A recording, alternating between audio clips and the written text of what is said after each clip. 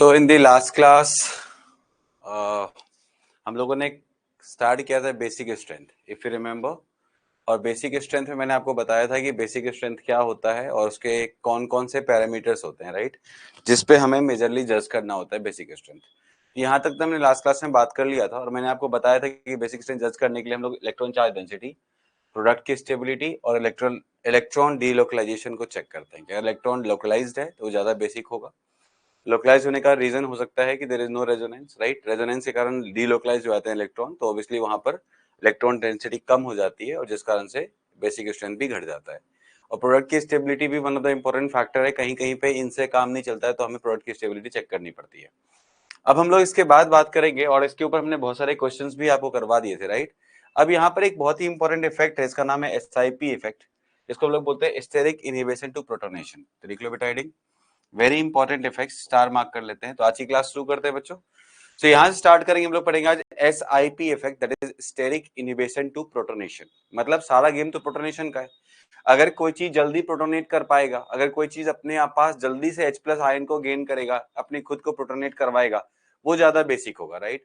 अब अगर let suppose अगर सामने वाला किसी भी रीजन से अपने आप को प्रोटोनेट नहीं करवा पा रहा है या फिर हिंड्रेंस आ रही है, तो वैसे केस में आप वहां पर बोलेंगे कि उस चीज की बेसिक स्ट्रेंथ घट गई। जैसे फॉर एग्जांपल, तुम कितने तेज हो ये मैं ऐसे नहीं बता सकता। आप कितना तेज हैं, आप कितना पढ़ते हैं, आप कितना मेहनत करते हैं, ये मैं आपको ऐसे नहीं बता सकता। उसके लिए क्या करना पड़ेगा, मुझे ये चेक करना पड़ेगा कि बेसिकली आप कैसा परफॉर्म करते हैं। I mean for that matter I will have to give you a test. Test के बिहाफ पे मैं डिसाइड कर पाऊंगा कि तुम कितना इंटेलिजेंट हो। सिमिलरली हियर, कोई बेस कितना बेसिक है वो चीख के बताएगा तो नहीं, और बताएगा भी तो हम भरोसा नहीं करेंगे अनटिल अनलेस हम उसको टेस्ट ना कर लें। हमने उसको टेस्टिंग करी, टेस्टिंग के थ्रू हमने क्या देखा कि हाँ वो बेसिक है।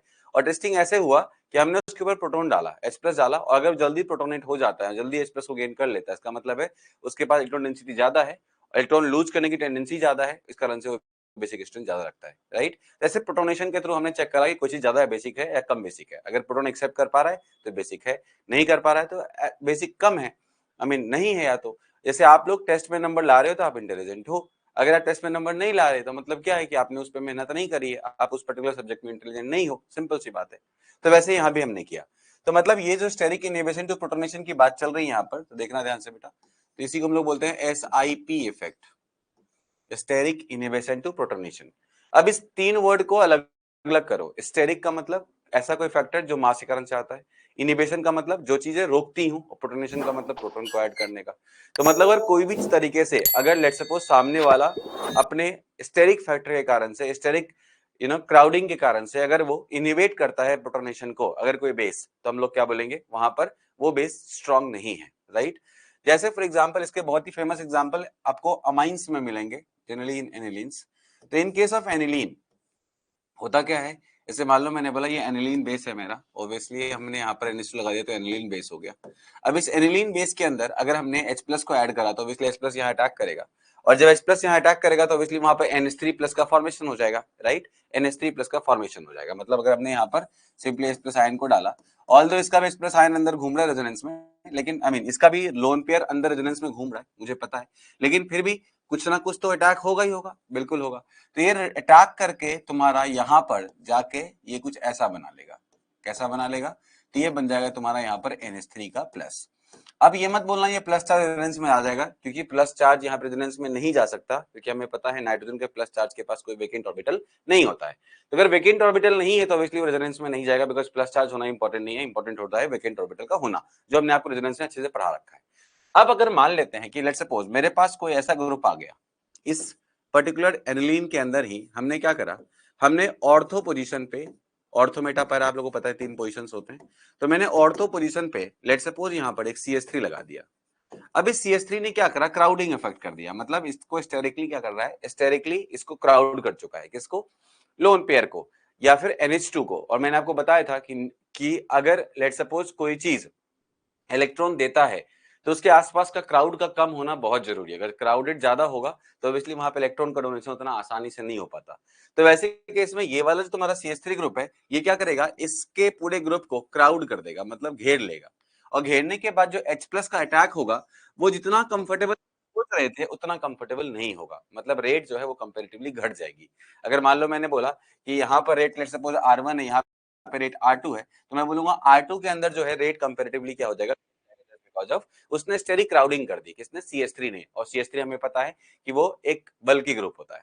तो मतलब जितना ज्यादा हम यहाँ पे क्राउडिंग करेंगे, जितना ज्यादा हम ऑर्थो पोजीशन पे क्राउडिंग करेंगे, उतनी ही कम बेसिक स्ट्रेंथ होनी शुरू हो जाएगी। मतलब जैसे जैसे हम क्राउडिंग को बढ़ाएंगे, वैसे जैसे जैसे हम steric steric you know steric groups को यहाँ पे लगाएंगे, वैसे वैसे क्या होगा, इसकी बेसिक स्ट्रेंथ घटती चली जाएगी। तो इस कारण से कहा जाता है कि ऑर्थो सब्स्टिट्यूटेड अगर कोई एनिलीन है, लेट्स सपोज ये वाला ऑर्थो पोजीशन पे अगर कोई बल्की ग्रुप लगा हुआ है, तो वैसे केस में यहाँ पर बेसिक स्ट्रेंथ घट जाती है, and that is called what, SIP effect, steric inhibition to protonation. Statement ये है कि whenever we substitute any bulky group over the ortho position, then in that case क्या होगा बताओ, the due to the crowding by the bulky group, right, the protonation won't be that easy and that is why the basic strength goes down। Simple सी बात है। अब अगर मैं यहाँ पे बात करूं कि सर ये वाला तो चलो कम R1 मतलब लेट्स सपोज R2 है, मतलब इसका रेट और घट चुका है क्योंकि यहाँ पर आपका स्टेरिक इनहिबिशन आ चुका है। तो मतलब ये हो गया कि अगर मेरे से कोई पूछेगा कि बताओ इन तीनों में सबसे ज्यादा, इन तीनों में लेट्स सपोज ये तुम्हारा NH2 है और यहाँ पे मैंने CH3 लगा दिया, राइट। फिर उसके बाद मैंने यहाँ पर एक NH2 लिया, NH2, और यहाँ पे मैंने CH3 लगा दिया, और फिर एक बार NH2 यहाँ लिया, ये वाला है, और यहाँ लिया NH2 और यहाँ पे लगा दिया मैंने CH3, राइट।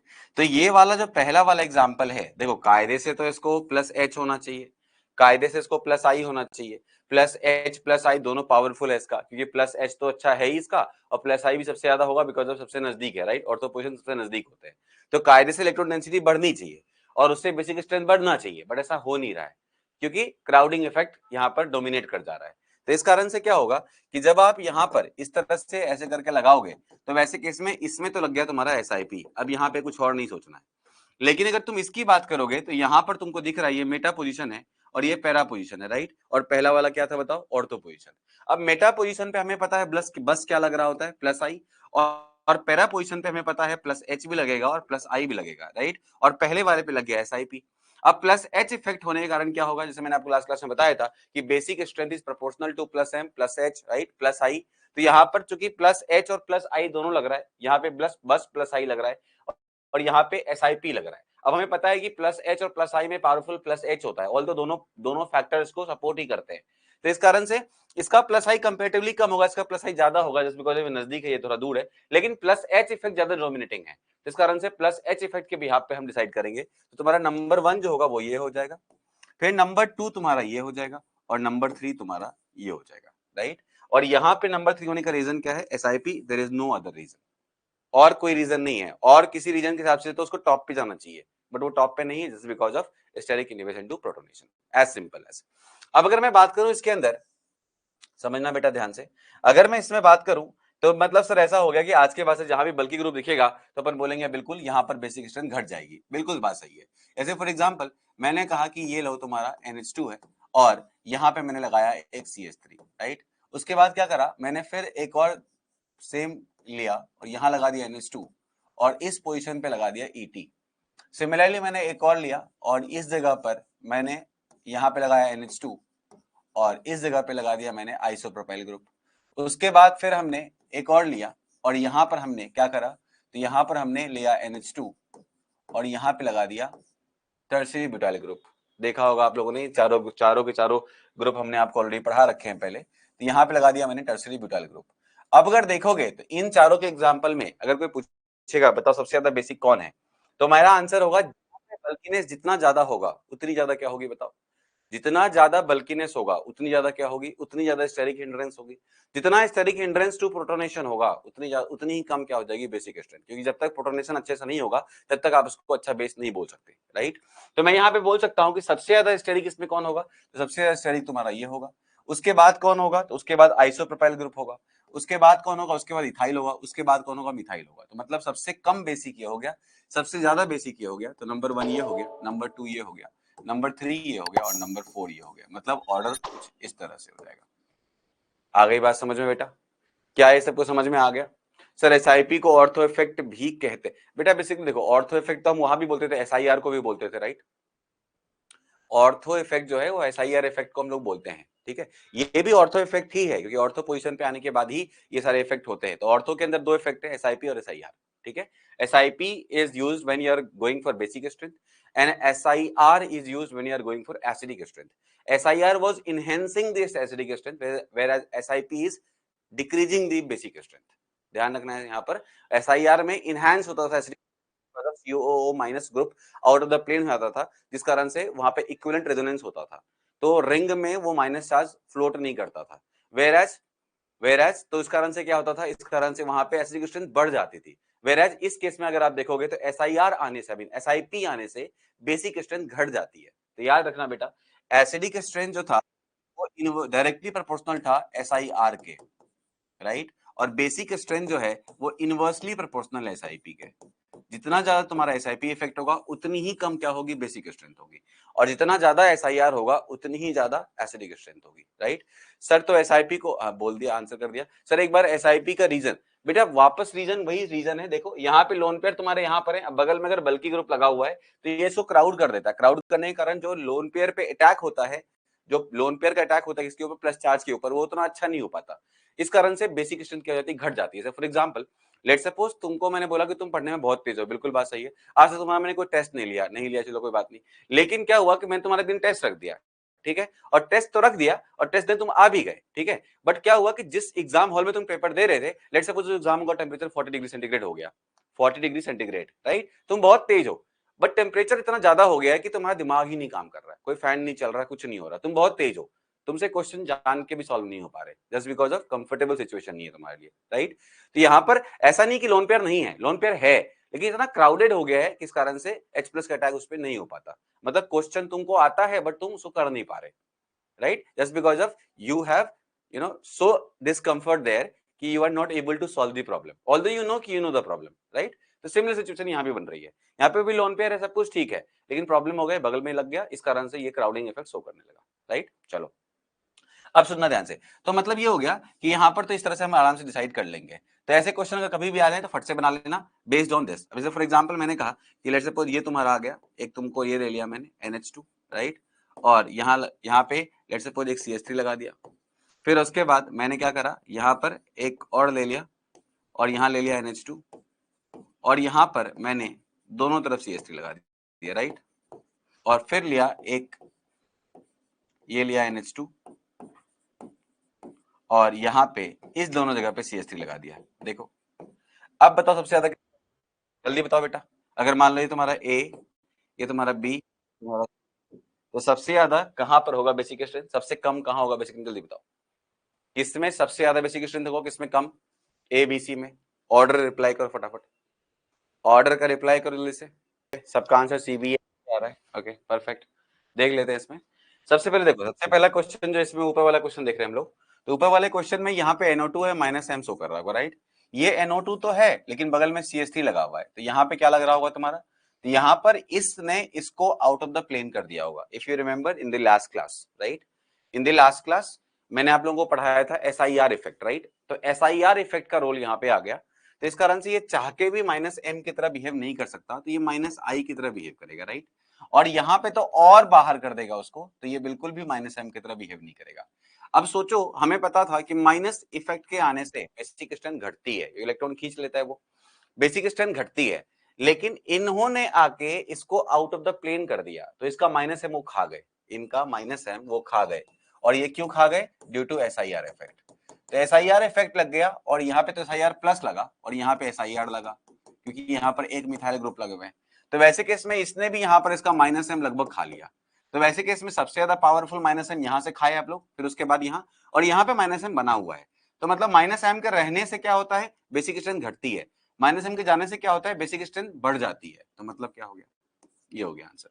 मतलब आंसर हो जाएगा CBA, बिल्कुल सही आंसर था आप लोगों का। अब आ जाते हैं अगले क्वेश्चन के ऊपर। इस क्वेश्चन के अंदर ध्यान देना बेटा, वेरी वेरी इंपॉर्टेंट क्वेश्चन। इस क्वेश्चन के अंदर बच्चा जब देखता है इस क्वेश्चन को, तो देखता है, जहां देखता है भैया ये तो अमाइन ग्रुप बेस है, राइट। तो अमाइन बेस जहां देखता है तो सीधे सोच लेता है SIP लगा देना है, और दिख जाता है ऑर्थो पोजीशन पे मिथाइल ग्रुप लगे होते हैं। तो मतलब आप सीधे से क्या लगा देते हो, आप सीधे से लगा देते हो इसमें, हाँ आप देखो अग्रिम का आंसर भी आ गया कि बेसिकली आंसर होगा सबसे ज्यादा A, फिर B, फिर C, राइट। बिल्कुल तुम्हारा आंसर गलत है बेटा, ठीक है। देखो होता क्या है, तुम जैसे इसको देखते हो, अमाइन देखते हो, मिथाइल देखते हो, फट से ऑर्थो पोजीशन पे देखते हो, आप फट से SIP लगा देते हो। लेकिन यहाँ पे SIP नहीं लगाना है, यहाँ तुमको SIR लगाना है। ये SIR इफेक्ट के अंदर आता है, बल्कि ग्रुप है, राइट। यहाँ पे देखो ये भी बल्कि, ये भी बल्कि, दोनों बल्कि हो गए। अब अगर दोनों बल्कि हो गए तो इस बल्कि ने इस बल्कि को आउट ऑफ द प्लेन कर दिया, समझो ध्यान से। यहाँ पे आउट ऑफ द प्लेन नहीं हो रहा, बट इस केस में ये आउट ऑफ द प्लेन हो गया। कौन सा वाला? ये वाला। और जैसे ही आउट ऑफ द प्लेन होगा तो ये लोन पेयर रेजोनेंस में नहीं जाएगा। अगर रेजोनेंस में नहीं जाएगा तो दूसरे प्लेन में तुम्हारा H प्लस अटैक कर देगा। मतलब इस प्लेन में तो नहीं कर पा रहा, बट H प्लस तो फ्री है, जहां चाहे वहां अटैक कर सकता है। उसको जरूरी तो नहीं है कि इसी प्लेन में अटैक करना है, वो तो घूम रहा है एटमॉस्फेयर, आई मीन वो तो घूम रहा है 3 डायमेंशन में, वो तो घूम रहा है 3 डायमेंशन में, तो कहीं भी अटैक कर सकता है। तो अगर तुमने इसको आउट ऑफ द प्लेन कर दिया just because of SIR effect, तो ये आउट ऑफ द प्लेन हो गया। अब आउट ऑफ द प्लेन होने के कारण जो लोन पेयर इसका डिलोकलाइज हुआ करता था पहले अंदर में घूमने के लिए, अब वही लोन पेयर डिलोकलाइज नहीं है। बातों को समझो, जो लोन पेयर इसके डिलोकलाइज हुआ करते थे अंदर में घूमते घूमते, वो लोन पेयर अब डिलोकलाइज नहीं है, बिकॉज ये वाला जो पूरा ग्रुप है इसने अपना प्लेन लॉस कर दिया। जैसे प्लेन लॉस किया तो ऑब्वियसली बात है, लोन पेयर उस प्लेन में है नहीं, रिंग के प्लेन में है नहीं, तो रेजोनेंस होगा नहीं। जब रेजोनेंस नहीं होगा तो लोन पेयर प्रॉपर्ली अवेलेबल है for H plus to attack, and H plus doesn't have any problem कि whether this lone pair is in this rings plane or wherever it is, H plus तो कहीं भी attack कर देगा। तो H plus ने इस पे अटैक कर दिया, या H plus पे इसने अटैक कर दिया, जैसे बोलने का मैंने वैसे बोलो। इन केसेस में क्या था कि ये लोन पेयर डिलोकलाइज हैं, सब में डिलोकलाइज है। कहां पे डिलोकलाइज है? रिंग के अंदर डिलोकलाइज है। तो इन तीनों में सिमिलर फैक्टर काम कर रहा है, सब में डिलोकलाइज है। अब इस डिलोकलाइजन तो हमारा फैक्टर नहीं है, अब फैक्टर क्या है? तो अब फैक्टर मेरा कोई और था, उसके बिहाफ पे मैंने आंसर डिसाइड कर दिया। यहां पर क्या हो रहा है कि लोन पेयर ही आउट ऑफ द प्लेन हो गया।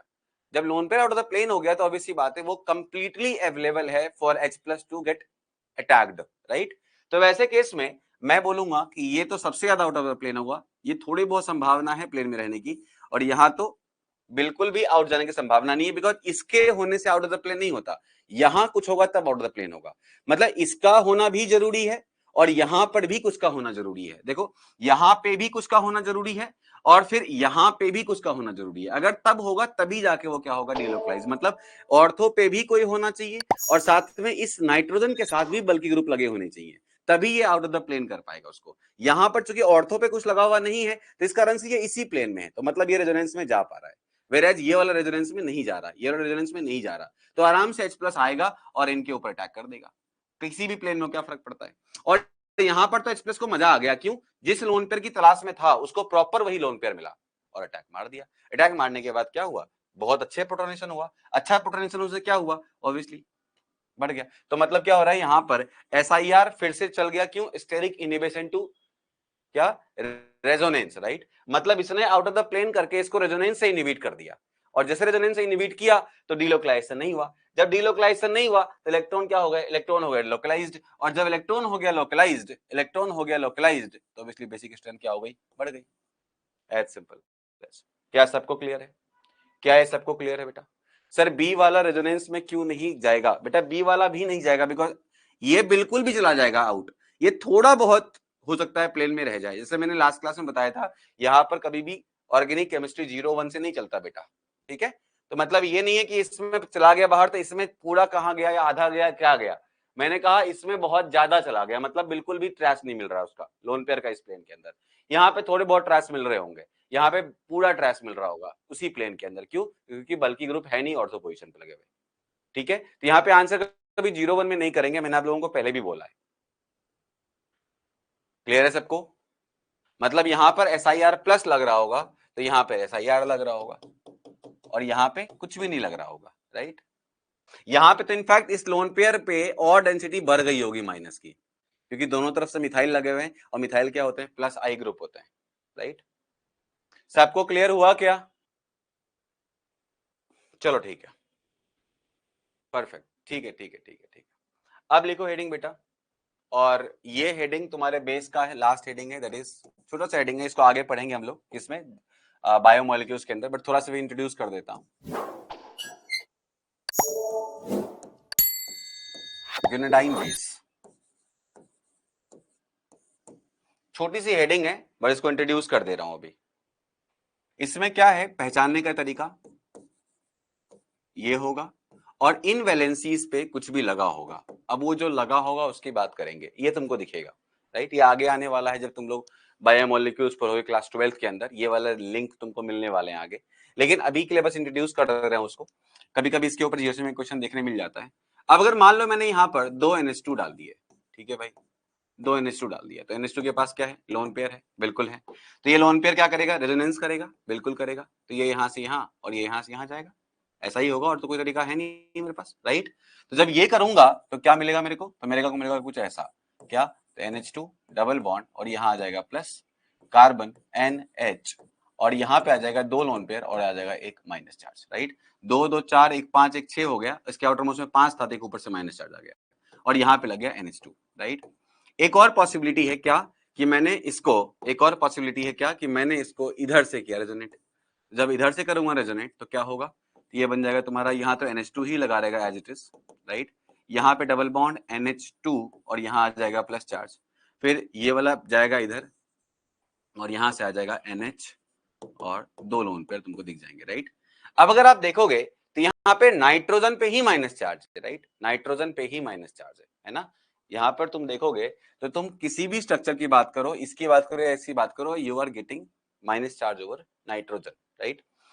अब अगर लेट सपोज अगर मैंने यहाँ पर NH2 की जगह पर कोई और ग्रुप लगा दिया होता, जैसे फॉर एग्जांपल मैंने कहा ना ये 2 फ्री वैलेंसीज हैं, अगर मान लो मैंने यहाँ पे एक CH3 लगा दिया और एक NH2 रखा और फिर डबल बॉन्ड NH कर दिया, राइट, तो फिर उसके बाद मेरे पास एक रेजोनेटिंग स्ट्रक्चर मिलेंगे, राइट, ऐसा वाला, और यहाँ पर फिर ऐसा होगा और ये यहाँ से यहाँ जाएगा, है ना, ये आ जाएगा तुम्हारा। और अगर मैं इसके हाइपर कॉन्जुगेशन की बात करूं तो हाइपर कॉन्जुगेशन के थ्रू भी अपन कर सकते हैं आराम से, कोई दिक्कत नहीं। यहाँ पर डबल बॉन्ड आ जाएगा, इसके ऊपर इसका H चला जाएगा और यहाँ पे इसके ऊपर माइनस चार्ज आ जाएगा, राइट। और अगर लेट सपोज मैंने एक और बात कर ली, इसमें मैंने दोनों के दोनों मिथाइल ही लगा दिए, राइट, और यहाँ पर एक NH रख दिया, है ना। अब मान लेते हैं इसको नंबर 1 दे देते हैं और इसको नंबर 2 दे देते हैं और इसको नंबर 3 दे देते हैं। तो वैसे केस में अगर कोई पूछेगा इनमें से सबसे ज्यादा बेसिक कौन है, कौन सा गुनाइडेन बेस सबसे ज्यादा बेसिक है, तो मेरा आंसर होगा जितना ज्यादा NH2 ग्रुप होगा उतनी ही ज्यादा क्या होगी, लोन पेयर होगा। जितना ज्यादा लोन पेयर होगा उतना ज्यादा क्या होगा, ऑब्वियसली अटैकिंग संभावना होगी। जितना ज्यादा पॉसिबिलिटी ऑफ अटैक होगा उतनी ज्यादा क्या होगी, बेसिक स्ट्रेंथ होगी। तो मैं यहाँ पे आंसर करूंगा सबसे ज्यादा हो जाएगा 1, then I will have 2 and then I will have 3। ध्यान रखना इसके ऊपर क्वेश्चन आ जाते हैं कभी कभी, जितना ज्यादा NH2 ग्रुप लगा होगा उतनी ज्यादा क्या होगी उसकी बेसिक स्ट्रेंथ, बिकॉज लोन पे जितना ज्यादा होगा उतनी इलेक्ट्रॉन डेंसिटी होगी, जितनी इलेक्ट्रॉन डेंसिटी होगी उतना अच्छा होगा। मतलब यहाँ पर एक बार माइनस आएगा, यहाँ पर तो ऐसे ही रह जाएगा, और यहाँ पर देखो यहाँ पर तुम्हारे पास 1 और 2 बार माइनस चार्ज आ रहा है, किसके ऊपर, नाइट्रोजन के ऊपर।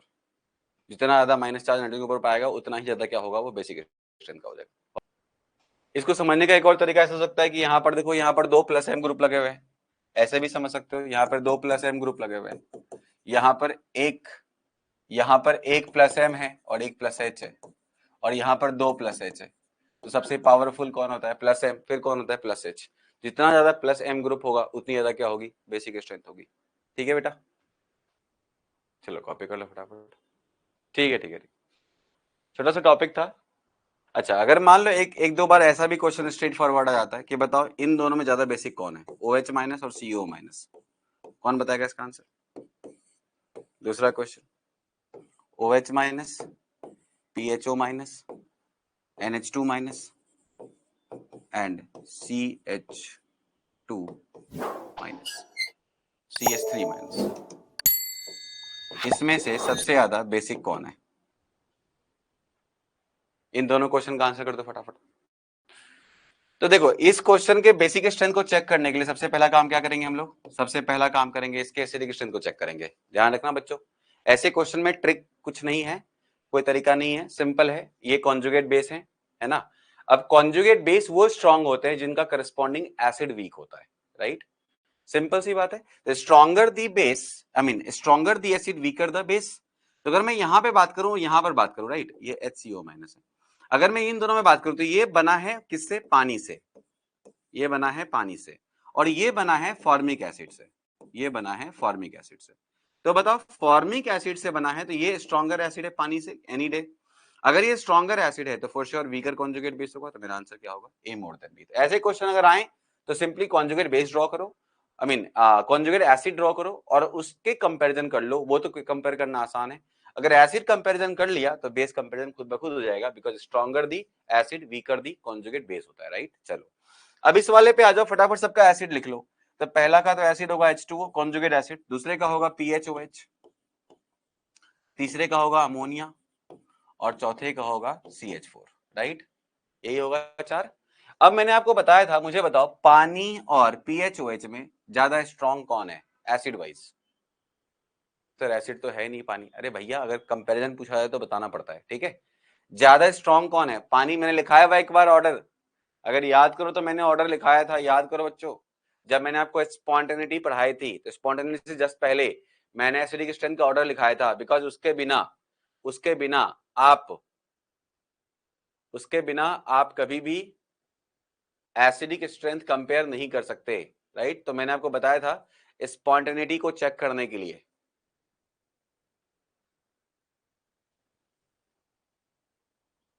मैंने आपको बताया था स्पॉन्टेनिटी चेक करने के लिए। चलिए परफेक्ट। तो बेसिकली अगर आपको वो चेक करना आ गया तो फिर ये तुमसे चेक हो जाएगा। तो सबसे ज्यादा देखो, अब इनमें क्या है कि इनमें तो कार्बन पे माइनस आ रहा है, यहाँ पे नाइट्रोजन पे माइनस आएगा। ये है देखो, कार्बन पे माइनस नाइट्रोजन पे माइनस। तो वैसी बात है, कार्बन का माइनस क्या होगा हमेशा?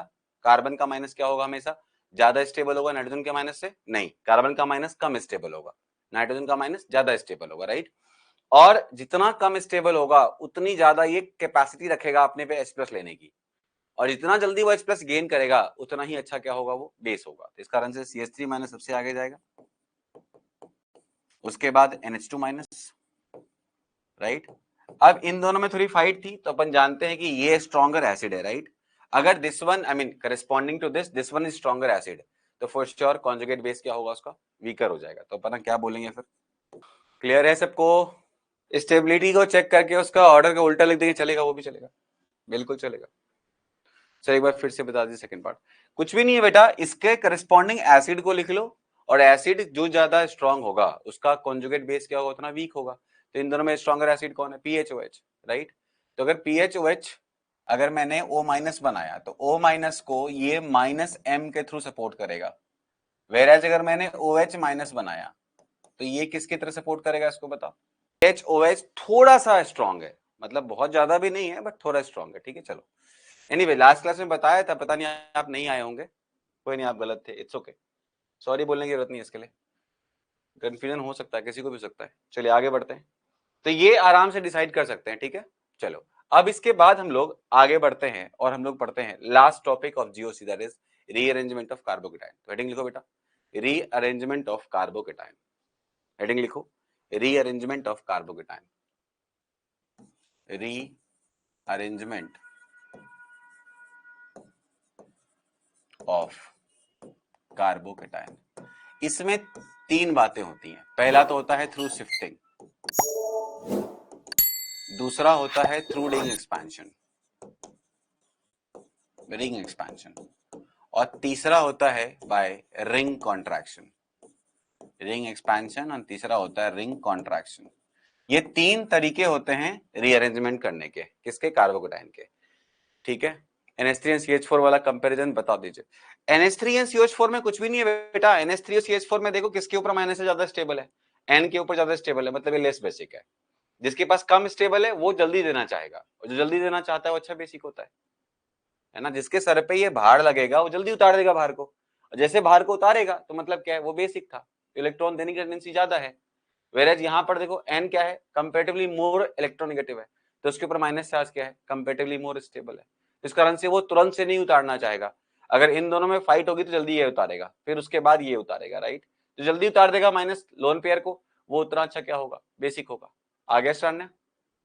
चलिए अब इसमें आ जाओ फटाफट। तो ये रीअरेंजमेंट के केस में 3 केसेस बनती है बेटा। एक तो कार्बोकेटाइन के अंदर सबसे पहले शिफ्टिंग करते हैं, अगर शिफ्टिंग से बात नहीं बनी तो हम लोग जाते हैं रिंग एक्सपेंशन के पास, अगर रिंग एक्सपेंशन से भी बात नहीं बनी तो हम लोग पढ़ते हैं रिंग कॉन्ट्रैक्शन की तरफ जाते हैं, राइट।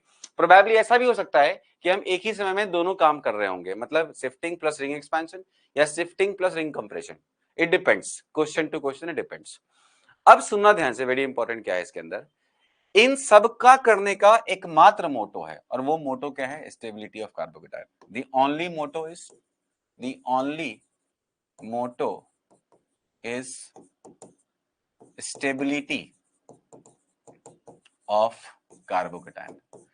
आप और कुछ नहीं कर रहे, आप सिंपली बस स्टेबिलिटी बढ़ाने का काम कर रहे हैं, इसके अलावा आप कुछ नहीं कर रहे। स्टेबिलिटी बढ़ाने के लिए आप एक्सपेंशन कर रहे हैं, कॉन्ट्रैक्शन कर रहे हैं, या फिर शिफ्टिंग कर रहे हैं। अब ये कैसे होता है, क्या होता है, ये बात समझने की कोशिश करते हैं, लेकिन इसके लिए कोई रूल्स नहीं है। रूल में रूल एक ही रूल है, दैट इज द रूल। एक और रूल है जो आगे स्टेज में पता चलेगा वो क्या होता है, but this is the only rule what we follow. Rule इज कि हम स्टेबिलिटी बढ़ा रहे हैं और हम कुछ नहीं कर रहे। अगर स्टेबिलिटी नहीं बढ़ रही होगी तो हम एक्सपेंशन, कंप्रेशन या शिफ्टिंग हम मजे के लिए नहीं करेंगे, right, we have a purpose. तो वैसे केस में अगर आप मुझे बताओ यहां पर ये क्या है, ये कैसे है, तो सुनना ध्यान से बेटा, इसको हम एग्जाम्पल से समझेंगे। ऐसे मैंने पहला एग्जाम्पल लिया और मैंने कहा कि बताओ इसमें क्या होगा, यहां पे मैंने एक प्लस चार्ज लगा दिया, राइट। अब मैंने कहा कि ये प्लस चार्ज है, हाँ, और याद रखना बेटा ये जो मतलब एक्सपेंशन, कंप्रेशन या कुछ भी होता है, ये या फिर शिफ्टिंग, ये सब बस तब होता है जबकि आपके पास कार्बोकेटाइन हो। कार्बो एनायन में से शिफ्टिंग नहीं होती, ना रेडिकल में से शिफ्टिंग होती है। शिफ्टिंग बस एक केस में होती है, दैट इज योर कार्बोकेटाइन। अगर शिफ्टिंग बस कार्बोकेटाइन में हो रही है तो वैसे केस में आप बस कार्बोकेटाइन का ही शिफ्टिंग के बारे में सोचेंगे, बाकी कहीं भी रीअरेंजमेंट पॉसिबल नहीं होता। मतलब rearrangement of only carbocation is possible, no carbanion, no radical. अब यहाँ बात किया जाए तो देखो बेटा, अगर मैं इस कार्बोकेटाइन को शिफ्ट करना, तो कुछ बच्चे ना शिफ्टिंग को बड़ा मतलब वैसा टूल की तरह ले लेते हैं कि जब कुछ ना मिला तो शिफ्टिंग कर दो। ऐसा नहीं करना है। शिफ्टिंग करने के पीछे का लॉजिक है, लॉजिक क्या है, स्टेबिलिटी। अगर मैं इस कार्बोकेटाइन को पूछूं कि तुमको अगर शिफ्ट किया जाए, मतलब तुमको इस पोजीशन से इस पोजीशन पे अगर ले आया जाए, तो बताओ क्या होगा। तो ये बोलेगा सर देखो आप मुझे यहां से वहां ले आओ, कोई दिक्कत नहीं है, मुझे कोई प्रॉब्लम नहीं है, but the only concern is my stability should go higher and higher. मतलब it should not you know decrease my stability, your shifting should not decrease my stability, why, because shifting require a lot of energy। आप जब shifting करते हो तो bond break करते हो और bond break करके अगले वाले पे अटैक मारते हो, राइट। तो अगर आप बॉन्ड ब्रेक कर रहे हैं तो ब्रेक करने में you need energy, and until unless तुम्हें कुछ बहुत ज्यादा स्टेबल वाला गेन नहीं हो रहा, तब तक आप कभी भी एनर्जी गेन करना नहीं चाहोगे। इनफैक्ट मॉलिक्यूल ये काम करेगा भी नहीं। तो अगर मान लो कोई शिफ्टिंग पागल आदमी कर भी दे रहा है, तो इसने क्या करा, हाइड्रोजन मिला इसको और मिथाइल मिला इसको और एक तरफ इथाइल मिला उसको, इन तीनों में से कोई एक शिफ्टिंग होगी, राइट। तो अगर मान लो किसी ने बोला मैं हाइड्रोजन की शिफ्टिंग कर देता हूं, तो चलो हाइड्रोजन की शिफ्टिंग कर देते हैं। तो जब हाइड्रोजन की शिफ्टिंग होगी तो हाइड्रोजन क्या करेगा, हाइड्राइड शिफ्टिंग बोलते हैं इसको। हाइड्रोजन क्या करेगा, इस इलेक्ट्रॉन को और इस इलेक्ट्रॉन को अपने सर पे लेके यहां से उठेगा और इस पे अटैक मार देगा। तो जैसे हाइड्राइड आयन यहां से निकलेगा, मतलब H माइनस निकलेगा, तो H माइनस की शिफ्टिंग होगी, इसको बोलते हैं hydride shifting, right. Hydride shifting हुई मतलब H माइनस शिफ्टिंग हुई। अब ये अगर हाइड्राइड शिफ्टिंग है तो फॉर श्योर H माइनस क्या करेगा, प्लस पे अटैक करेगा, और जैसे ये प्लस पे अटैक करेगा तो you will get something like this, this is the case.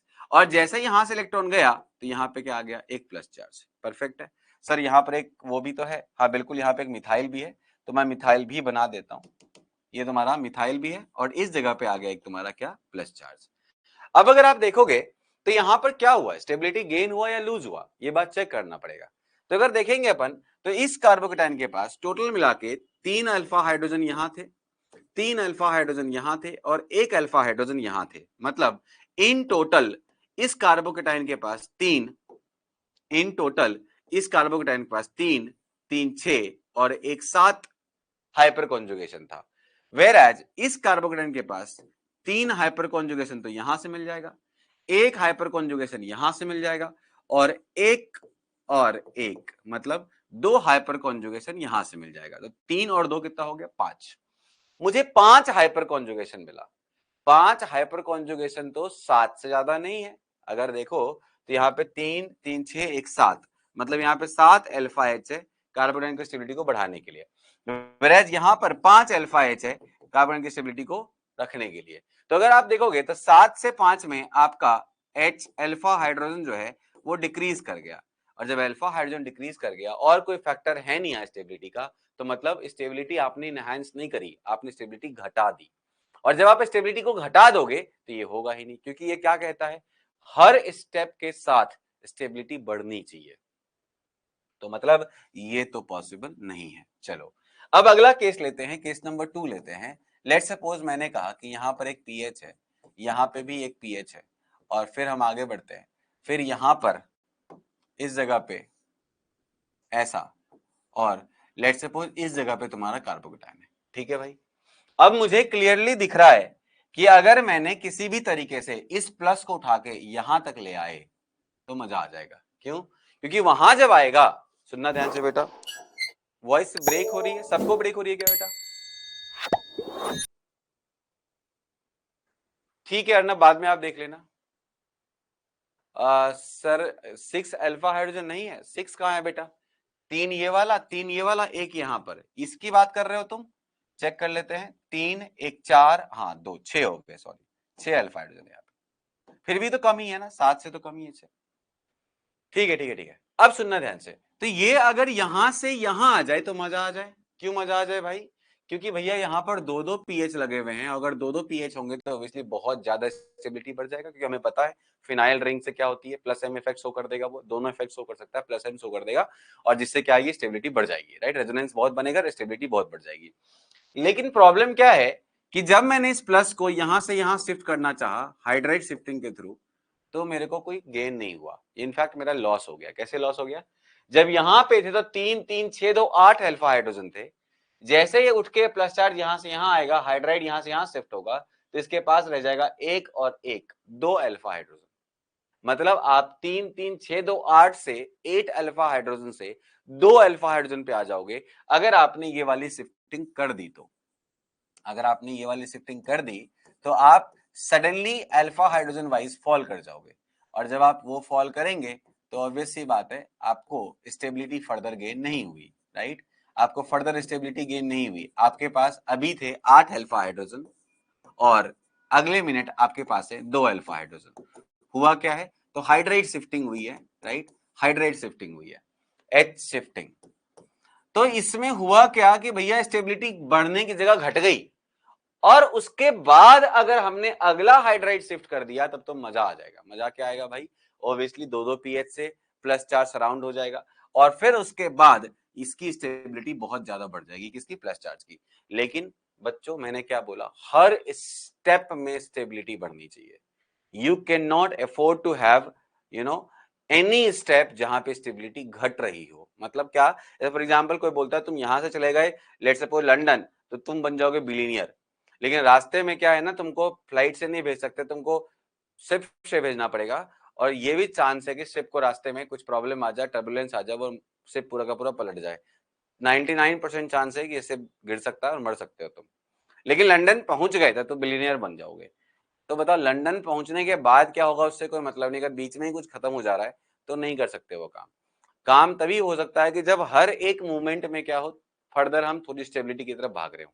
हम कहीं पे डिप मार के फिर हम उठ रहे हैं, नहीं, इतना इमोशनल नहीं होते मॉलिक्यूल्स, राइट। हम तो एक मिनट के लिए सोच भी ले, चलो 1% चांस तो है जीतने का ना, आई मीन जी लेने का, तो 1% बिलियनर बन सकते हैं, राइट। तो उस 1% के होप में प्रोबेबली हम निकल जाएं और फिर बाद में तैर वैर के उस तरह पहुंच जाएं।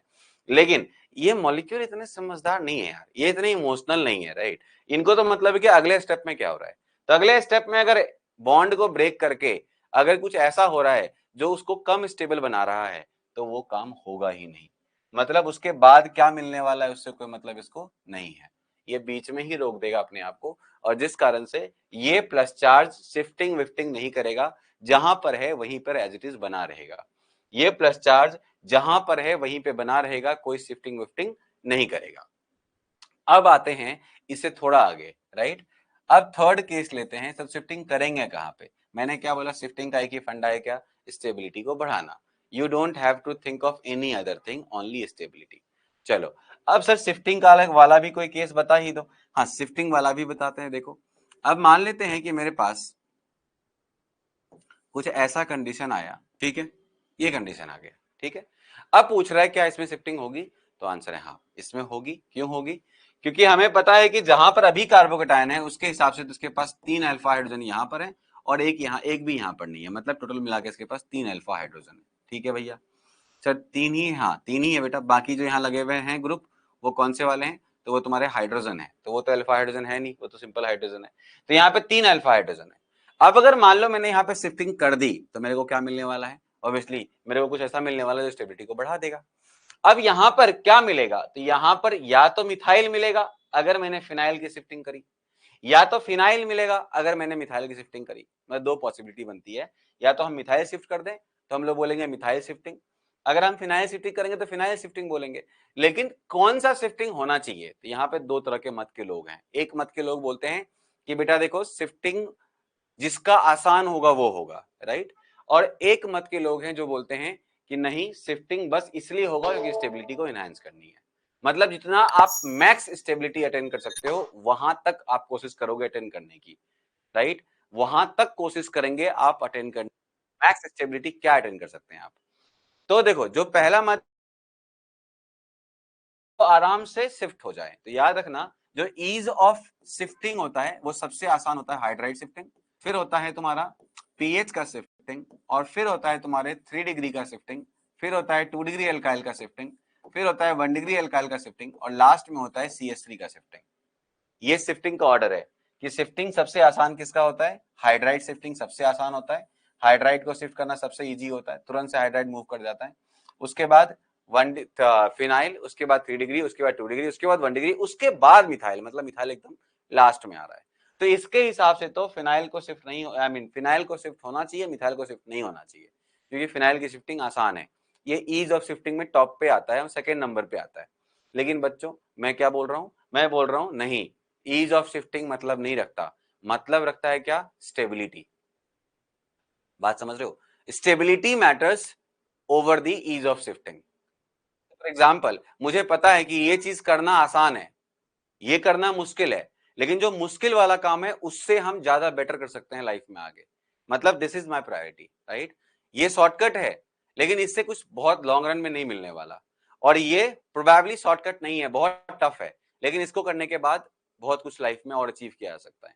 तो ऑब्वियसली मैं इसके साथ जाऊंगा, मैं ईज के साथ नहीं जाऊंगा, राइट। अब मान लो अगर दोनों में मतलब दोनों केस में अगर फ्रूट सेम मिलता, अगर दोनों केस में मुझे सेम फ्रूट मिलता तो ऑब्वियसली मैं वो काम करता जैसे आसानी हो जाए, राइट। जैसे फॉर एग्जांपल अगर मान लो एक काम मैं कर रहा हूं मैनुअली और एक काम कर रहा हूं मैं मशीन के हेल्प से, दोनों में रिजल्ट सेम मिल रहा है, तो आई विल गो विथ मशीन। लेकिन अगर एक काम कर रहा हूं मैनुअली, एक कर रहा हूं मशीन के साथ, और मैनुअल काम जो ज्यादा परफेक्ट आ रहा है, तो आई will go with manual, right. ये सबसे इंपॉर्टेंट है कि मेरा क्या है, मेरे प्रायोरिटी। तो यहाँ पे मेरी प्रायोरिटी ईज नहीं है, मेरा प्रायोरिटी है, मेरा प्रायोरिटी स्टेबिलिटी है। अगर मान लो स्टेबिलिटी दोनों केस में सेम ही रहता तब मैं जाता ईज के साथ। तो वैसे केस में मैं यहाँ पर शिफ्टिंग करूंगा CS3 का, बिकॉज फिनाइल की शिफ्टिंग करने से बेवकूफी हो जाएगी, क्योंकि CS3 will give you +H whereas phenyl की will give you +M, and +M is way better than क्या, +M is way better than +H। इसलिए मैंने यहां पर करा किसका शिफ्टिंग, मिथाइल का शिफ्टिंग। मिथाइल ने दोनों इलेक्ट्रॉन उठाया अपने सर पे लिया और यहां से निकल के क्या कर गया, इसके ऊपर अटैक मार दिया। जैसे इस पे अटैक मारेगा तो ऑब्वियसली बात है तुम्हारे इस पोजीशन पे आ जाएगा एक फिनाइल, मतलब आएगा क्या, था ही पहले से, और यहाँ पर एक प्लस चार्ज होगा, और फिर यहाँ पर जो प्लस था उस जगह पे आ चुका है एक मिथाइल, और यहाँ भी आ गया मिथाइल, और एक लगा हुआ है हाइड्रोजन। ठीक है भाई। अब अगले स्टेप में पूछेंगे क्या और फर्दर शिफ्टिंग करना सही रहेगा, तो बोलेगा बिल्कुल सही रहेगा। क्यों सही रहेगा सर, क्योंकि भाई साहब यहाँ पर एक फिनाइल की हेल्प मिल रही है आपको, अगले वाले पे तो 2 फिनाइल का हेल्प है। सर 2 फिनाइल तो है बट शिफ्ट किसको करोगे, तो बेटा एक और हाइड्रोजन भी तो है, तो हाइड्रोजन शिफ्ट करेंगे। सर क्यों करोगे हाइड्रोजन शिफ्ट, इसका ईज आसान है क्या, नहीं बेटा, ईज से ऊपर क्या है, स्टेबिलिटी। अगर मैं हाइड्राइड शिफ्ट करूंगा तो plus will be covered with 2 phenyl, 2 + M group, and which is way more stable, right.